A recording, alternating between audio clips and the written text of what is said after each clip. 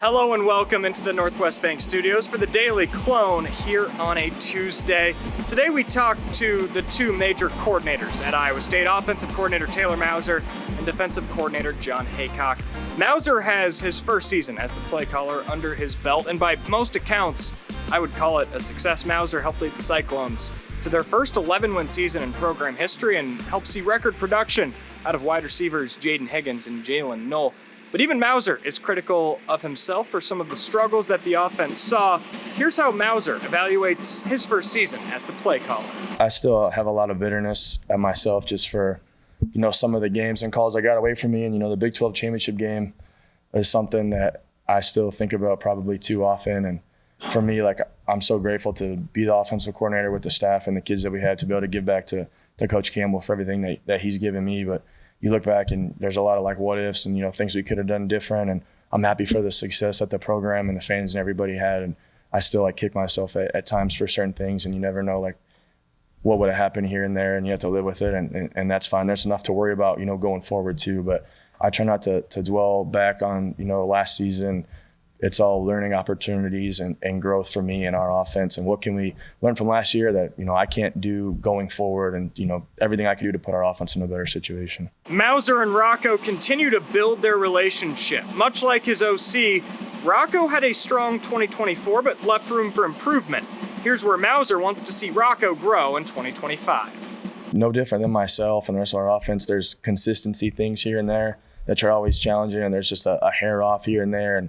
And timing wise, and how can we put more on his plate to, from a checks or a kill thing like that, and be able to take control of the offense, which he did such a good job of it last year. So for us and, myself, there's a couple little things here and there. Can we be a little bit more detailed, or just a hair on this way with this throw and this read, or how can we make the play easier for him and accelerate his vision to play confident, because he's a master of everything that we throw at that guy.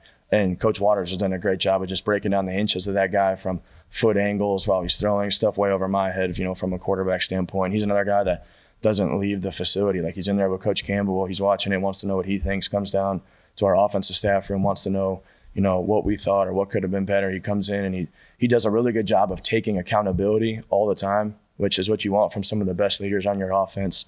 And for us, I want to see that guy, have fun and play confident and play loose. And I think that's when he's at the best version of himself, because he's one of the most fun people to be around. He's so competitive. He wants to win so bad. And how can we let that guy have fun and not try to be perfect all the time? And he doesn't have to be for us to be successful here. He could go be, the best version of himself, and we'll be fine on offense. As for the defense, we all know where Iowa State fell short in 2024. The Cyclones ranked dead last in the conference in sacks and had the second worst rush defense in the Big 12. Those are both uncharacteristic performances for a Jon Heacock defense.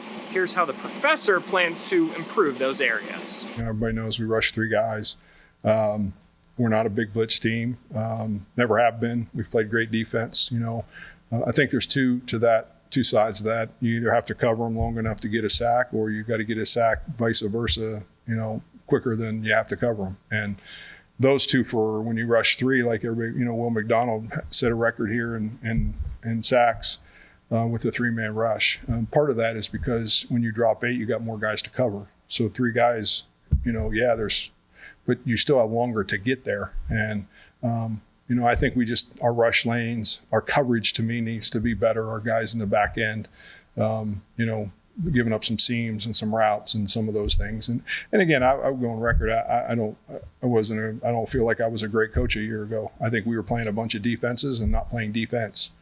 And that happens a little bit through injuries and those kind of things, and guys filling in. And man, what can this guy do and what can that guy do? And I don't think we played defense at all. I think we played defenses, and that's not very good for your team. And fortunately, our guys on offense and our guys in defense fought like crazy. It doesn't mean they weren't trying. It just means as a coordinator, I can do a better job of coaching defense, and that's what we've tried to do since January.